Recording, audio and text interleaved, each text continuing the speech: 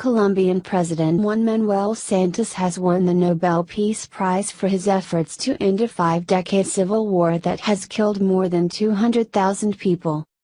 The award comes days after Colombian voters narrowly rejected the peace deal Mr. Santos helped bring about, and Nobel authorities conspicuously left out his counterpart, Rodrigo Londono, leader of the Revolutionary Armed Forces of Colombia, FARC.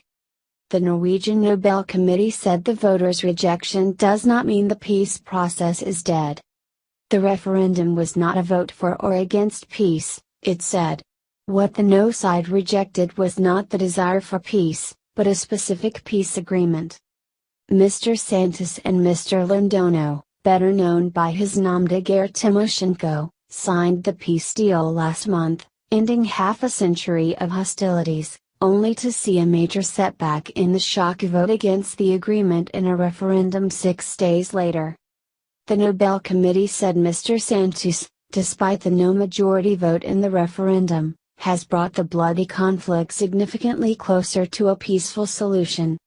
It said the award should also be seen as a tribute to the Colombian people who, despite great hardships and abuses, have not given up hope of a just peace, and to all the parties who have contributed to the peace process. The agreement was reached during more than 5 years of at first secret negotiations in Cuba.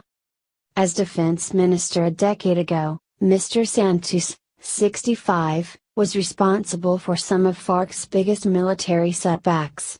Those included a 2008 cross-border raid into Ecuador that took out a senior rebel commander and the stealth rescue of 3 Americans held captive by the rebels for more than 5 years. Under the peace deal, rebels who turn over their weapons and confess to war crimes could be spared time in jail. FARC will also get 10 seats in Congress until 2026 to smooth their transition into a political movement. Mr. Santos and Mr. Londono met only twice during the peace process, last year when they put the final touches on the most controversial section of the accord, the part dealing with how guerrillas would be punished for war crimes, and last month to sign the accord before an audience of world leaders and UN Secretary-General Ban Ki-moon.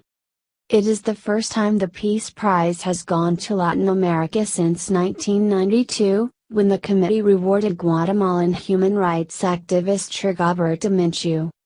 A record 376 candidates were nominated for this year's award.